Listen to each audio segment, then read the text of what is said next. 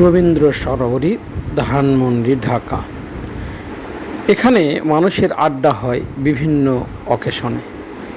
ঈদ, তারপরে কোনো নববর্ষ এবং যে কোনো বিশেষ দিনে এখানে মানুষের যেন ঢল ঠেকানো যায় না। মানুষ এখানে আসে মন খুলে ঘোরার জন্য। ধানমন্ডি লেকের পাশে এই জায়গাটি মানুষের খুবই প্রিয়।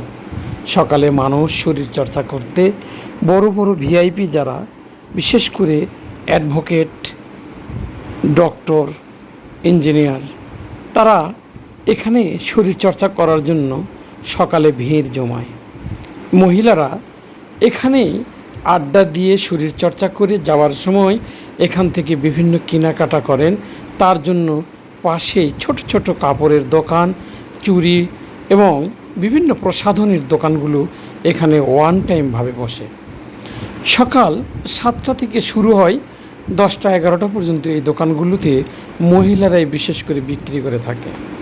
পাশেই ছেলেদের খাওয়া দাওয়া এবং নাস্তার জন্য খোলা হোটেল রাখা আছে এবং প্রচুর ভিড় জমে। মনে হয় এটা একটা ফ্যাশনে পরিণত হয়েছে। ঠিক সেরকমই একটা জায়গা রবীন্দ্র সরোবরী। এই রবীন্দ্র সরোবরীতে বিভিন্ন ঢঙের, বিভিন্ন রঙের মানুষ এসে শরীরচর্চা করে যাবার পথে কেনাকাটা করে নিয়ে যায়। আর দোকানদাররাও এই সুযোগে আকর্ষণীয় জিনিসগুলো তাদের সামনে তুলে ধরে এবং তাদের সামনেই যেন মেলে রাখে, কেউ যেন এই লোভ সামলাতে না পারে। আমরাও গেলাম ধানমন্ডিতে। ঈদের এই ভ্রমণে ফিরে পেলাম নতুনত্ব, নতুন আনন্দ, ফুলসহ অসংখ্য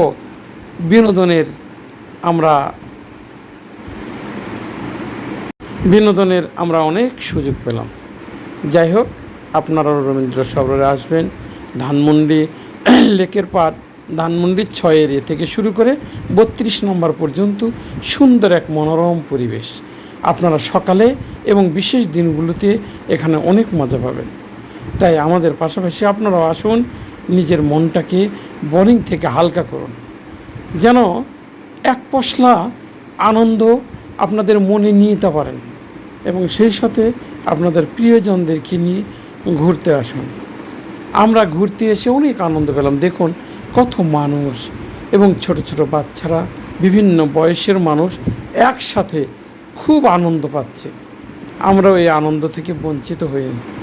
আল্লাহ রাব্বুল আলামিন সকলকে ভালো রাখুন, সুস্থ রাখুন এবং সেই সাথে সকলের প্রতি রহমতের দৃষ্টি নিক্ষেপ করুন এবং রহমতের চাদরে সকলকে ঢেকে রাখুন।